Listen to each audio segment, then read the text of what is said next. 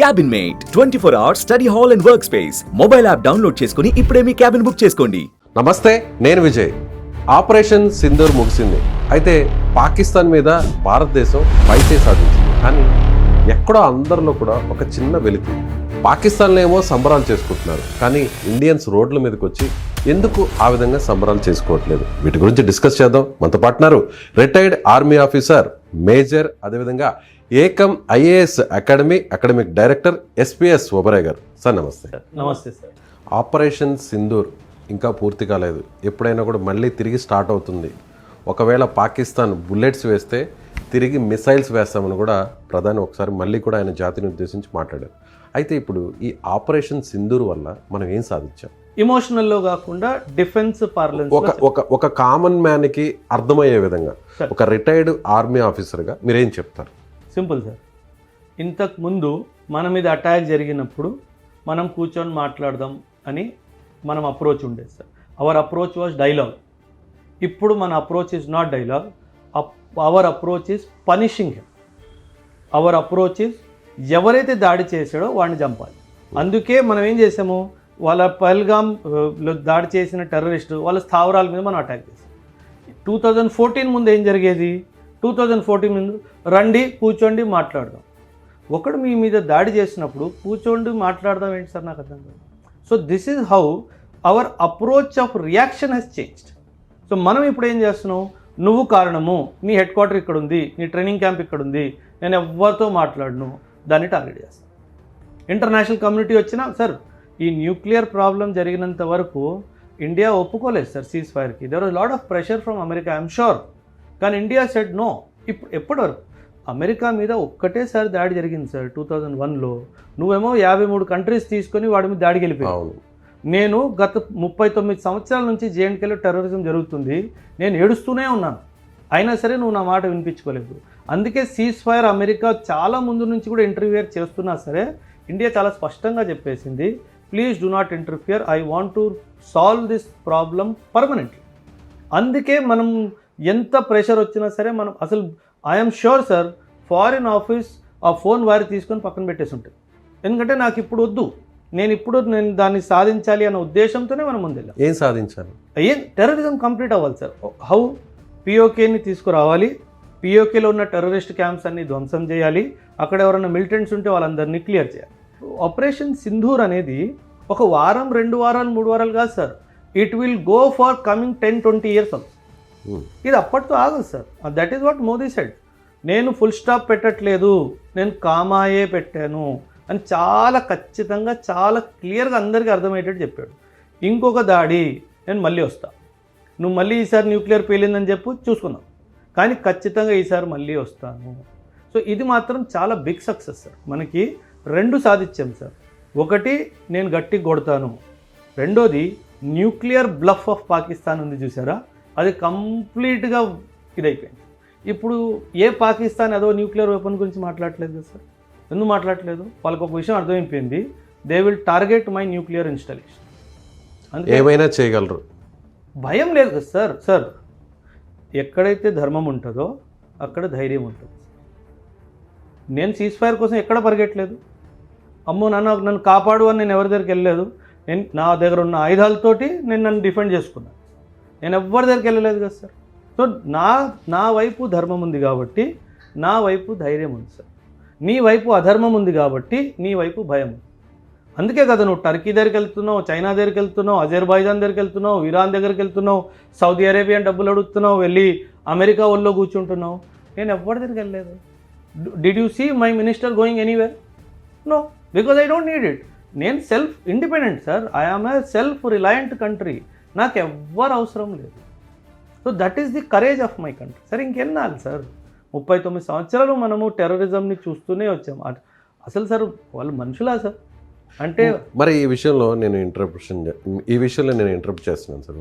కానీ పాకిస్తానీస్ రోడ్ల మీదకి వచ్చి మేమే గెలిచామని సంబరాలు చేసుకున్నారు. పాకిస్తాన్ ప్రైమ్ మినిస్టర్ ఆ మాట చెప్పారు. బట్ మనం మాత్రం సైలెంట్. నేను ఒక విషయం చెప్తాను sir.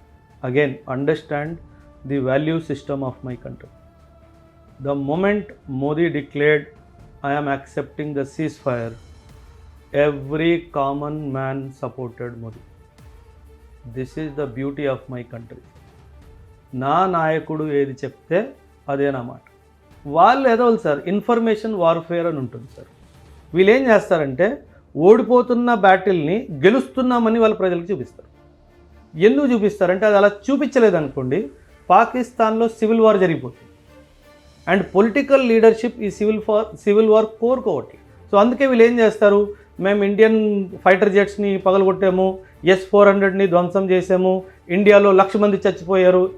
This is called information warfare.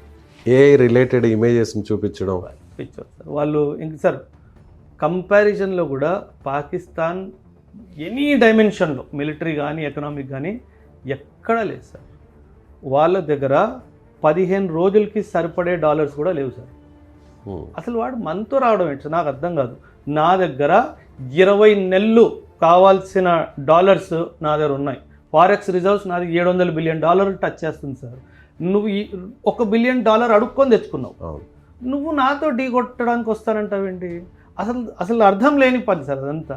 ఎందుకంటే political leadership is misguided sir. అంటే జనాల మైండ్ని డైవర్ట్ చేయాలి. ఇప్పుడు అక్కడ చాలా ప్రాబ్లమ్స్ జరుగుతున్నాయి సార్. పాకిస్తాన్లో ఇన్ఫ్లేషన్ 40% దాటిపోతుంది సార్. ఇక్కడ ఇన్ఫ్లేషన్ 4% టచ్ అయితే prime minister will summon the governor of RBI. ఏం జరుగుతుంది, ఇన్ఫ్లేషన్ ఎందుకు ఇంత పెరుగుతుందని. అక్కడ 40% పెరిగిపోయినా పట్టించుకునేటోళ్ళు లేడా. So this is where I am different, this is where Pakistan is different sir. మీరు అన్నారు కదా వాళ్ళందరూ రోడ్ల మీద వస్తున్నారు, మనం ఎందుకు రోడ్ల మీద వెళ్ళట్లేదు, మాకు పిఓకే కావాలని. మన ప్రధాని నిర్ణయము మన నిర్ణయం. That is the value system of my country.